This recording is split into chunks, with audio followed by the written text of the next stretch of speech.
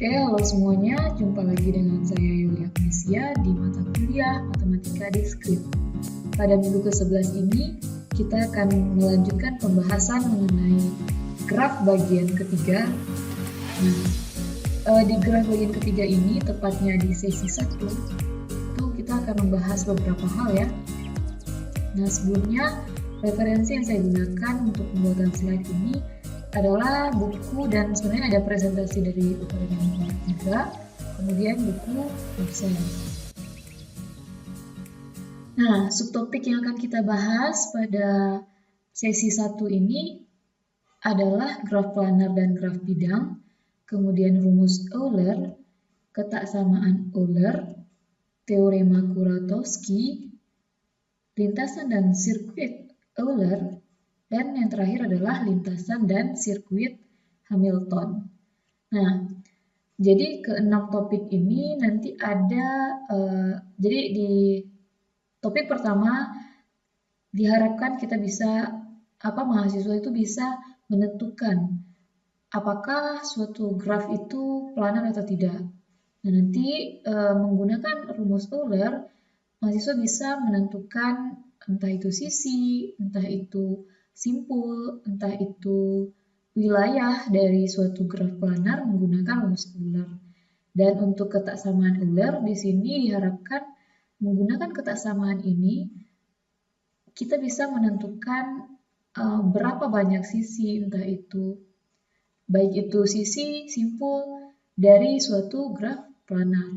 Dan untuk teorema Kuratowski, diharapkan mahasiswa bisa menentukan apakah suatu graf itu planar atau tidak. Nah untuk subtopik kelima, nanti di lintasan dan sirkuit Euler ini diharapkan mahasiswa bisa menentukan apakah suatu graf itu merupakan graf Euler, atau pada subtopik ke-6, apakah graf itu merupakan graf Hamilton. Nah, apa graf Euler dan Hamilton nanti akan kita pelajari selengkapnya pada sesi kali ini. Nah, pertama ya, kita akan masuk ke graf planar dan graf bidang. Oke, graf planar itu sendiri adalah graf, adalah graf yang dapat digambarkan pada bidang datar dengan sisi-sisi tidak saling memotong atau bersilangan. Selain itu, maka graf disebut tak planar. Oke, contohnya di sini, ini bisa dilihat. Oke, kita coret-coret aja ya supaya bisa lebih paham. Nah, di sini misalnya ada graf 1 ya. Nah, terlihat bahwa graf 1 di gambar yang pertama, di gambar yang pertama ini dia memiliki sisi yang berpotongan atau bersilangan.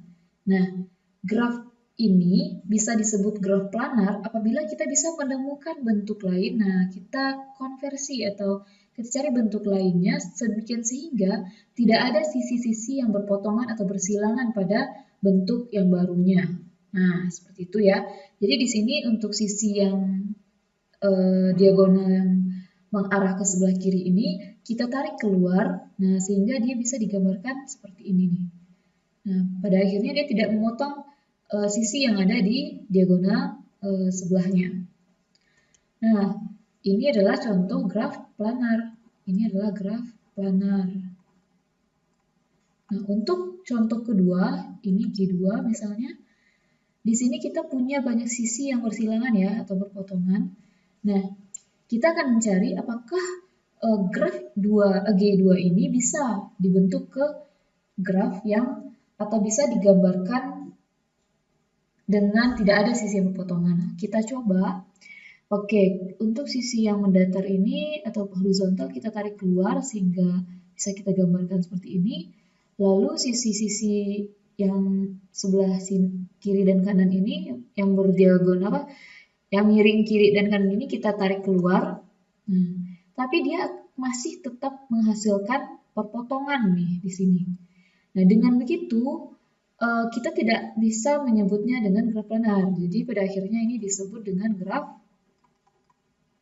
tak planar. Itu ya. Nah, ada juga yang dinamakan dengan graf bidang. Nah, graf bidang itu adalah graf planar yang digambarkan dengan sisi-sisi yang tidak saling berpotongan. Nah, contohnya seperti ini nih. Yang A ini bentuk graf bentuk dia disebut graf planar ya, yang A ini. Ini adalah planar. Graf planar. Nah, kenapa dia disebut graf planar? Karena dia bisa dibentuk menjadi graf tanpa ada sisi yang berpotongan. Nah, bentuk yang seperti ini disebut dengan graf bidang. Jadi, graf bidang tadi adalah graf planar yang digambarkan tanpa ada sisi-sisi yang berpotongan. Seperti itu ya. Nah, jadi apakah semua graf bidang itu, apakah semua graf planar itu bidang? Ya, belum tentu. Kalau misalnya dia digambarkan dengan ada sisi yang berpotongan seperti ini, dia hanya graf planar saja. Tapi kalau misalnya dia digambarkan tanpa ada sisi yang berpotongan, maka dia disebut dengan graf bidang, gitu ya. Jadi graf bidang sudah pasti graf planar. Nah, contohnya di sebelah C, di bagian C ini, di gambar C ini, nah ini hanya disebut dengan graf planar saja. Nah, karena ini disebut dengan graf bidang, maaf ya. Ini disebut dengan graf bidang. Kenapa? Karena terlihat ya, pada gambarnya itu tidak ada sisi yang berpotongan. Nah, ini tidak ada ya sisi yang berpotongan. Dari ke 5 sisi ini nggak ada yang berpotongan. Maka dia disebut dengan graf planar. Sekaligus dia merupakan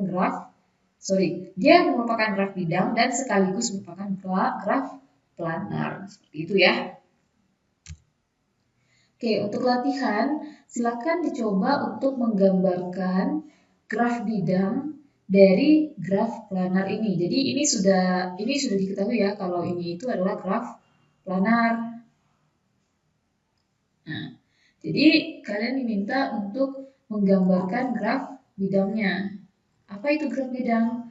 Yakni graf yang tidak ada sisi pepotongan pada gambarnya. Kalau ini masih ada ya, ini masih berpotongan. Nah, ada posisi berpotongan di sini. Jadi tidak ada lagi graf yang berpotongan itu maksudnya. Tidak ada lagi sisi yang berpotongan gitu. Nah, kita lanjutkan ke rumus Euler. Sisi-sisi pada graf bidang membagi bidang datar menjadi beberapa wilayah atau region atau muka gitu. Nah, hubungan antara jumlah simpul, jumlah sisi, dan jumlah wilayah pada graf bidang bisa kita rumuskan dengan rumus N dikurang E ditambah F sama dengan 2. Nah, N di sini adalah simpul, E di sini adalah sisi, dan F ini adalah banyak wilayah atau jumlah wilayah. Nah, contoh. Misal kita punya graf bidang, nah nanti ada gambarnya ya, yang terdiri dari 6 wilayah. Nah, jadi untuk wilayah ini, bagian luar dari graf itu juga juga terhitung sebagai wilayah. Nah, jadi wilayah itu hanya bisa kita bentuk dari graf bidang, ingat ya. Nah, pertama kita ambil wilayah 1, wilayah 2, wilayah 3, 4, 5, dan 6 gitu. Nah, sekarang kalau misalnya kita mau mengasosiasikan banyak sisi, simpul, dan wilayahnya ke rumus Euler ini, bisa kita cari bahwa selisih dari banyak simpul dan sisi jika dijumlahkan dengan banyak wilayah itu akan sama dengan 2. Contoh ya, di sini kita punya F-nya adalah 2, simpulnya 1, 2, 3, 4, 5, 6, 7. Simpulnya 7 dan sisinya 1, 2, 3, 4, 5, 6, 7, 8, 9, 10, 11. Sisinya ada 11. Nah, sekarang kita akan cek apakah dia memenuhi rumus Euler atau tidak. Nah, N dikurang E ditambah F. Nah, itu sama dengan N. N-nya ada 7 ditambah E-nya ada, dikurang ya. Dikurang E-nya ada, E-nya ada 11, lalu ditambah F-nya ada 2. Kok F-nya 2? F-nya 6. Sorry. 6 ya, karena R-nya ada R6 nih. Nah, ditambah 11. Nah, 7 dikurang 11 itu min 4 ditambah 6 jadi 2. Jadi dia memenuhi ya. Oke. Seperti itulah kira-kira. Nanti untuk soalnya biasanya seperti ini. Misal diketahui graf sederhana itu adalah graf planar dengan dengan 18 simpul, kemudian masing-masing simpulnya punya derajat 4 gitu, yang artinya kita bisa mencari sisinya berapa.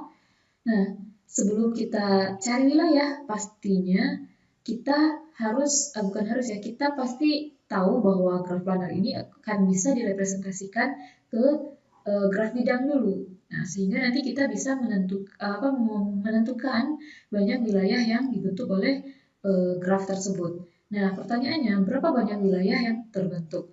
Nah, tanpa kita harus menggambarkan grafnya, kita bisa menghitung banyak wilayah yang dibentuk dengan menggunakan rumus Euler. Nah, silakan dicoba ya.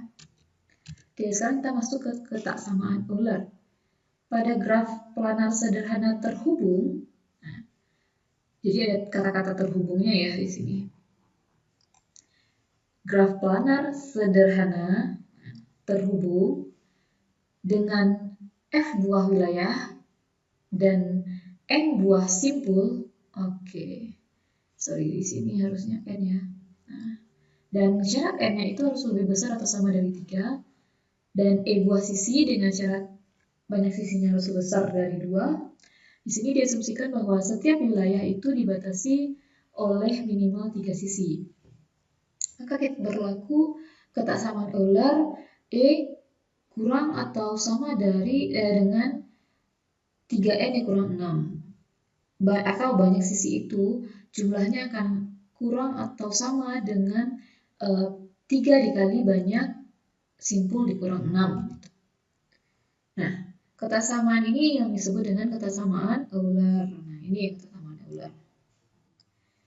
Lalu, jika kita mengasumsikan bahwa setiap wilayah, jadi ini adalah ketaksamaan Euler. Namun, ada kalanya nanti suatu graf itu dia tidak dia akan bisa kita cocokkan dengan ketaksamaan yang lain gitu. Apabila grafnya itu seperti ini nih, kita asumsikan dia dibatasi oleh minimal 4 sisi, dan yang pastinya pada graf tersebut tidak terdapat sirkuit dengan panjang 3. Nah, ini nih. Jadi kasus-kasus ini nanti apabila suatu graf itu diberikan ciri-cirinya, misal K 3,3 gitu. Apakah K 3,3 ini memenuhi ketaksamaan Euler? Nah, apabila kita diberikan ini, maka kita cek dulu apakah dia punya sirkuit dengan panjang 3. Nah, graf 3 kali 3,3 ini kan graf teratur atau graf bipartit gitu ya. Nah, cek apakah, jadi kita bisa menggambarkan, cek apakah dia punya sirkuit dengan panjang 3 atau tidak. Kalau misalnya dia tidak punya, maka kita gunakan ketaksamaan yang ini, gitu ya. Tapi kalau tidak dikasih info, hanya diketahui graf gitu, misalnya dengan simpul sekian, sisi sekian, atau simpul sekian, maka berapa? Jadi jika diketahui graf planar gitu, dengan jumlah simpul sekian, tentukan berapa banyak sisi minimum atau gitu. Nah, itu berarti kita pakainya yang ini aja dulu gitu, karena tidak dikasih tahu graf apa dia. Jadi kita tidak bisa mengidentifikasi sirkuit panjang 3-nya ada atau tidak. Seperti itu ya. Nah, apa sih sebenarnya kegunaan dari ketaksamaan Euler? Nah, sebenarnya kegunaan untuk menentukan graf planar atau tidak itu tidak terlalu berfungsi ya di sini. Namun, apabila suatu graf sederhana itu graf planar, nah, jadi kita sudah tahu dulu dia graf planar atau tidak, maka nanti kita bisa pastikan bahwa graf tersebut memenuhi ketaksamaan Euler. Nah, gitu ya. Jadi planar dulu dia, maka dia memenuhi ketaksamaan Euler. Dan sebaliknya, jika dia bukan graf planar, maka dia juga tidak memenuhi ini ketaksamaan Euler gitu. Jadi di sini fungsinya itu nanti pada akhirnya kita bisa menentukan jika ada jumlah sisi minimum dari suatu graf planar atau jumlah simpul minimum dari suatu graf bukan planar gitu atau graf planar gitu dengan cara menggunakan ketaksamaan Euler seperti itu ya. Namun kita tidak bisa gunakan ketaksamaan ini untuk menentukan apakah si graf itu planar atau tidak gitu karena ini bukan syarat apa itu. Jadi ya seperti itulah. Jadi apabila suatu graf memenuhi ketaksamaan Euler ya belum tentu dia planar gitu ya. Tapi kalau dia planar dia pasti memenuhi ketaksamaan Euler seperti itu ya. Nah, di sini ada contoh. Nah, seperti ini. Diketahui sebuah graf planar. Nah, tahu dulu kita dia planar dengan 6 buah sisi. Jadi E sama dengan 6. Tentukan jumlah minimum simpul yang mungkin dari graf tersebut. Nah, karena dia planar artinya dia memenuhi ketaksamaan Euler, yakni E kecil sama dari 3N dikurang 6. Karena di sini tidak disebutkan grafnya apa spesifiknya, jadi kita dan tidak ada gambarnya juga, jadi kita tidak bisa cek apakah dia punya simetri atau tidak. Tapi yang pasti karena di sini tidak ada gambar dan tidak ada ciri-ciri spesifiknya, maka kita mengasumsikan bahwa graf ini dibatasi oleh minimal 3 sisi satu wilayahnya itu. Oke, kita lanjutkan. Kita akan mencari berapa jumlah minimum simpul. Yaudah, kita substitusikan saja apabila E sama dengan 6. 6 kecil sama dari 3N dikurang 6, sehingga nanti 12 kecil sama dari 3N. Dan dari sini kita memperoleh 4 kecil sama dari N, atau N besar sama dari 4. Di sini artinya apa? Banyak simpul itu besar atau sama dari 4. Artinya banyak simpul minimum berapa? Yaitu 4 ya. 4 karena dia sama atau lebih besar dari 4. Artinya minimumnya adalah 4. Jadi kita bisa tahu apabila kita mau menggambar graf planar atau kita punya graf planar nih gitu. Banyak sisinya ada 6 gitu. Minimal graf planar dengan 6 sisi itu simpulnya ada berapa? Ya minimal ada 4 seperti itu ya. Boleh lebih dari 4 boleh gitu. Oke, untuk latihan silakan dicoba ya. Kalau misalnya graf planar itu punya 12 sisi. Nah, jadi kita perlu jumlah simpul berapa nih minimum untuk menggambar graf planar itu. Ya. Nah, sekarang ada teorema Kuratowski. Nah, pada teorema ini sebelumnya kita kenali dulu ada 2 buah graf tak planar khusus yang disebut dengan graf Kuratowski. Jadi graf Kuratowski itu adalah graf tak planar ya, dengan bentuk khusus. Nah, bentuk pertama, graf lengkap dengan 5 simpul atau dilambangkan dengan K5. Jadi ini K5 nih, seperti ini ya nulisnya harusnya indeks kecil. Nah, dan yang kedua, graf Kuratowski yang kedua itu adalah graf terhubung teratur dengan 6 simpul dan 9 sisi, yang artinya ini adalah graf K3,3. Nah, graf lengkap dengan 5 simpul itu ya seperti inilah. Nih, ini adalah K5. Sedangkan ini adalah K3,3. Nah, jadi graf ini adalah graf Kuratowski pertama dan ini adalah graf Kuratowski yang kedua. Dan kedua-duanya ini adalah jenis graf yang tak planar. Nah, untuk yang C ini, jadi untuk semua graf yang isomorfik dengan graf A atau graf B, nah itu juga merupakan graf tak planar jadinya. Nah, contohnya untuk yang C. Yang C ini berarti dia adalah graf yang isomorfik dengan graf K3,3. Jadi misal kita kasih nama ini G1 ya. Nah, jadi jenis graf Kuratowski hanya 2, yaitu K5 dan K3,3. Nah, untuk graf selain itu yang isomorfik dengan salah satunya, maka dia juga masuk ke graf tak planar nantinya. Contohnya G1. Nah, G1 di sini adalah graf yang isomorfik dengan K3,3. Nah, jadi dia termasuk graf yang tidak planar. Oke. Ada beberapa sifat graf Kuratowski. Yang pertama adalah kedua graf Kuratowski adalah graf teratur. Nah, oke, graf Kuratowski adalah graf teratur. Kenapa? Coba lihat ya. Karena di setiap graf teratur kemarin kan adalah graf dengan derajat yang sama ya. Di sini derajatnya 3 apa ya? 4 ya. 4 di sini 3, 3, 3 gitu. Nah, itu. Untuk setiap simpul. Yang kedua, kedua graf Kuratowski adalah graf tidak planar. Ini sudah disebutkan sebelumnya. Lalu, untuk penghapusan sisi atau simpul dari graf Kuratowski, ini akan menyebabkan menjadi graf planar. Jadi, penghapusan sisi atau simpul, boleh salah satu, itu akan membuat graf tersebut menjadi planar. Gitu.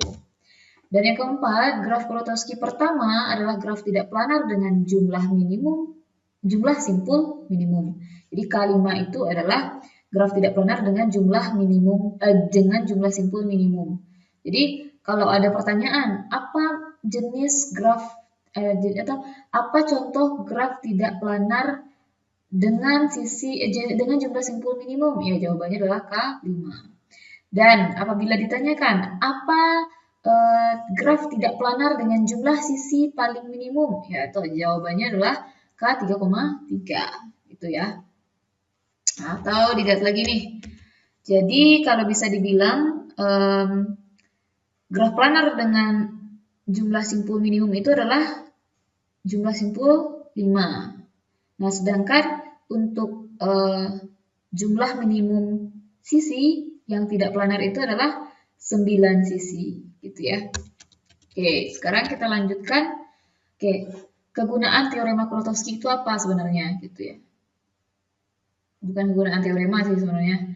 Untuk apa sih graf itu gitu. Nah, jadi ada teorema Kuratowski yang mengatakan bahwa graf G bersifat planar jika dan hanya jika ia tidak mengandung upagraf atau subgraf yang isomorfik dengan salah satu graf Kuratowski atau homeomorfik dengan salah satu dari keduanya. Jadi, yang pertama, G itu tidak punya subgraf yang isomorfik dengan salah satu graf Kuratowski. Atau graf G itu tidak memiliki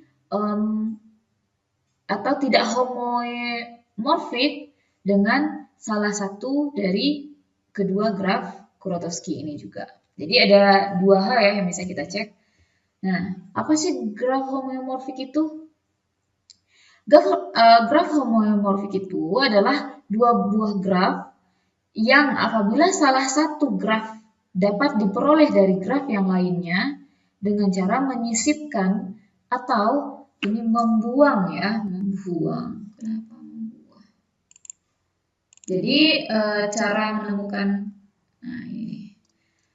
Jadi kita mau cek nih apakah dua graf itu saling homeomorfik atau tidak. Nah, kita cek aja apakah salah satu dari graf itu diperoleh dengan cara menyisipkan atau membuang secara berulang simpul derajat 2. Nah, silakan lihat contoh ya. Misal G1, sorry. G1 ini dengan G2 apakah homeomorfik atau tidak? Nah, kita lihat di sini bentuk di bagian kirinya ini sama ya, sama persis. Nah, bedanya itu hanya di bagian kanan ini nih.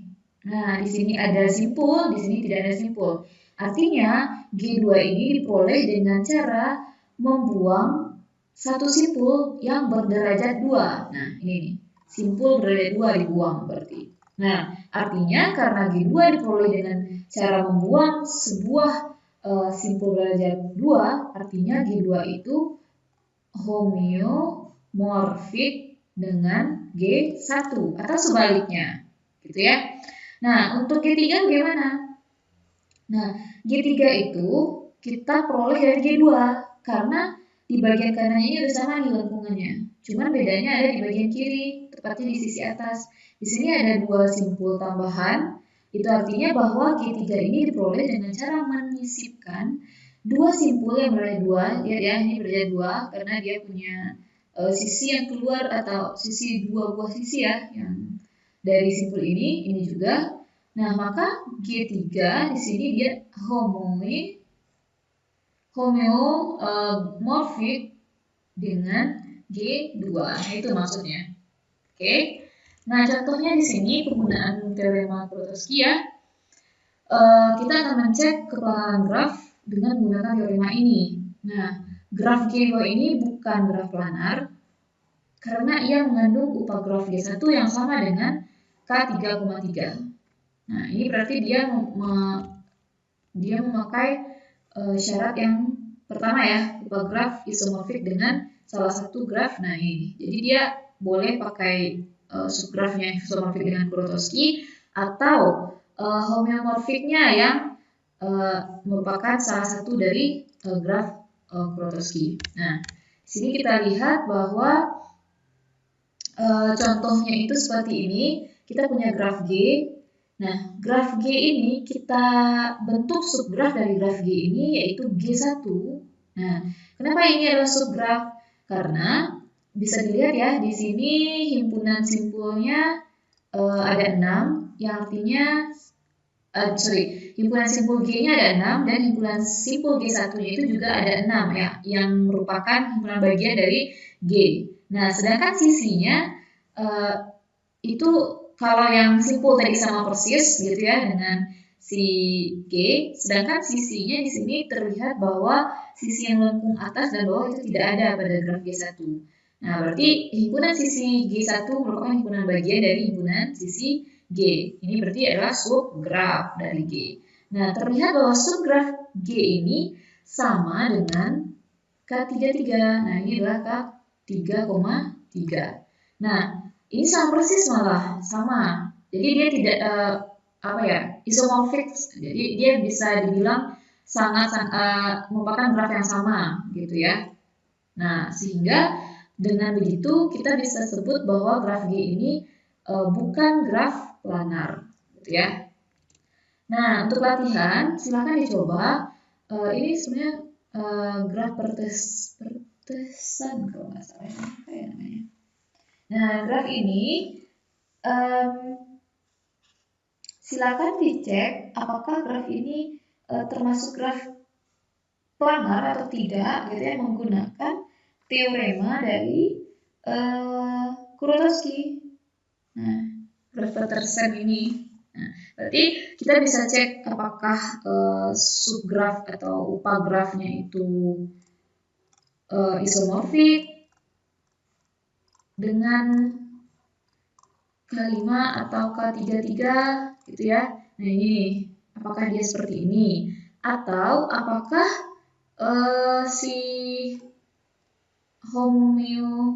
apakah si graf G ini homeomorfik dengan K5 atau K3,3.